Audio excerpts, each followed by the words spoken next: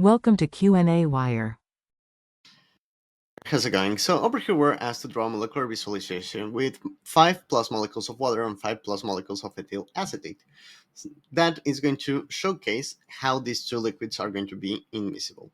So what we're going to have is that there's a layer separation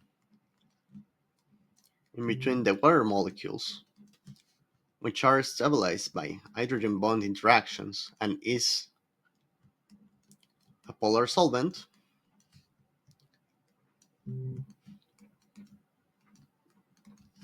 We're going to have a small interface in which the water molecules and the ethyl acetate molecules are going to be able to interact. Sorry, the ethyl acetate molecules.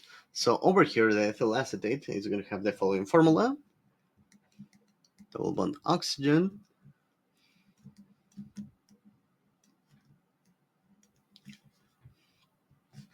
let's say that we have here another extra water molecule just to identify what's going on.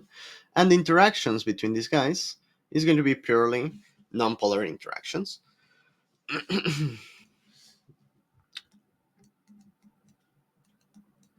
What is going to happen is that we're not going to be able to find water molecules over here on this side of the interface. Let's one on the other direction just for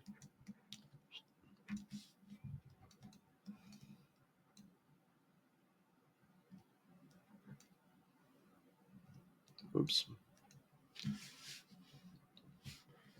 and so on and so forth. So you can continue this drawing, and actually here on the interface you're going to have a very small mixture in between both of the molecules, where we are going to have some water molecules on the interface and also some ethyl acetate molecules. But that part is not that relevant in this case. We're also asked to showcase what is going to happen when we put this into a separation funnel. So in order to do that, remember that the density of ethyl acetate is approximately 0.902 gram per milliliter, while the density of water is going to be approximately 1 gram per milliliter. So that means that the water is going to be on the lower layer of the separation funnel. I'm going to try to draw the separation funnel as accurate as possible, like this, with a small key.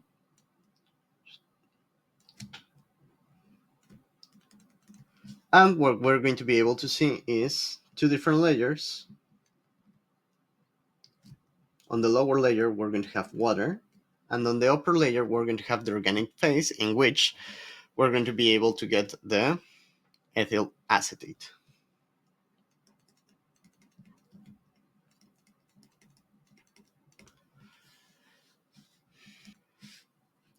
Now that we know which are the layers, the only thing that we need to consider is where the Allura red dissolves in.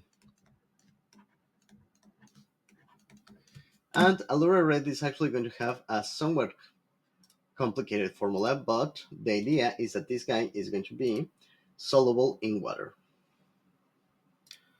So this is the structure for Allura red. As you can see, it has a bunch of polar bonds, and additionally, it is a salt. Polar, a salt.